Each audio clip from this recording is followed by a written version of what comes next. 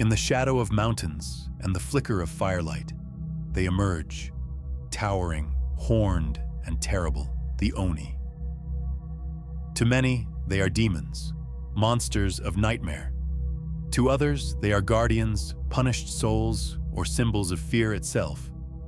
But what are Oni, really? This is the story of one of Japan's most iconic supernatural beings. The roots of the Oni stretch back over 1,000 years.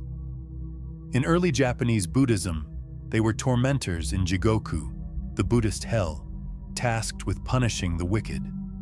Sharp claws, burning breath, and unrelenting strength made them the perfect enforcers of karma. But their story goes even further. Shinto, Japan's native spiritual tradition, speaks of nature spirits called kami, some benevolent, some dangerous. When a spirit grew angry, vengeful, or corrupted by emotion, it could become an Oni. Foreign influences also left their mark. Tales of Chinese ogres and Indian rakshasas blended into Japanese myth. The result? A being of terrifying power and deep symbolism. Oni are among the most iconic beings in Japanese folklore. Towering over men, sometimes even taller than trees, they appear with skin dyed blood red or deep blue. 2 or more horns pierce their skulls, and their mouths hide tusk-like fangs.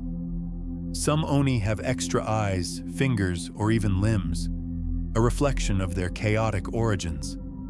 They wear loincloths made from the pelts of enormous beasts and wield giant iron clubs called kanabo. Though physical giants, many are also masters of sorcery and illusion. Their symbolic meaning runs deep. Red Oni represent rage and violence. Blue Oni embody sorrow and cruelty. Whatever their form, Oni reflect the extremes of fear, punishment, and power. Most Oni begin as humans, wicked ones, so foul and cruel that upon death, they are cast into the Buddhist hells. There, under the command of Great Lord Enma, ruler of the underworld, their souls are transformed.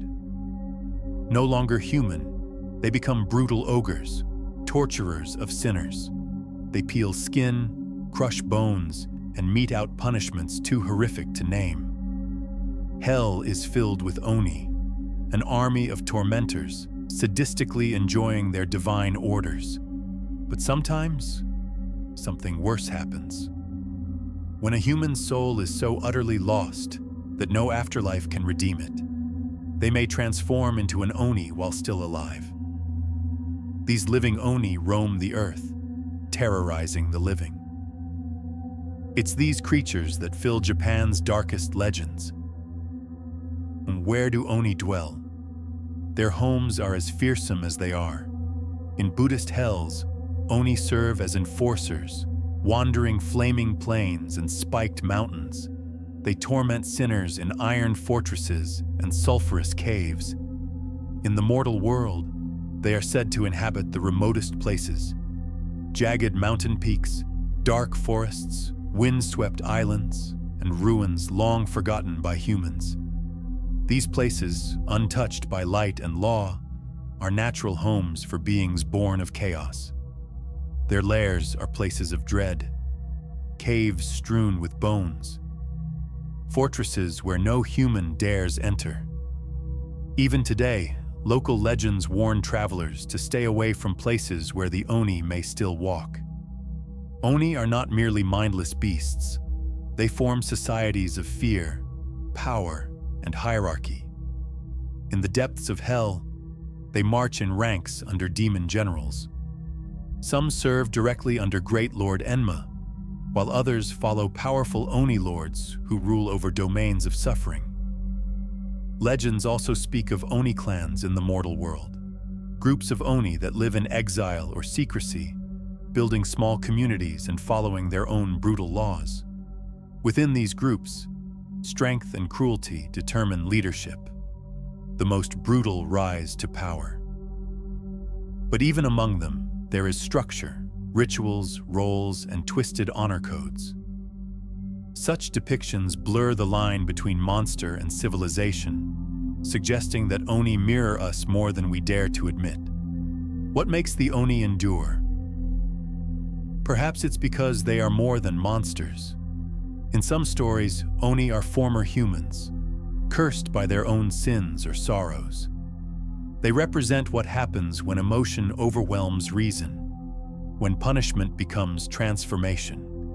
The word Oni comes from a root meaning hidden or concealed. Long ago, it referred to nearly all supernatural creatures, ghosts, vengeful spirits, even monstrous humans. Not all demons are Oni, though. Female demons, for example, are known as Kijo and have their own terrifying tales. Oni remind us of our darkest sides. They are the fears we cannot name and the powers we try to control.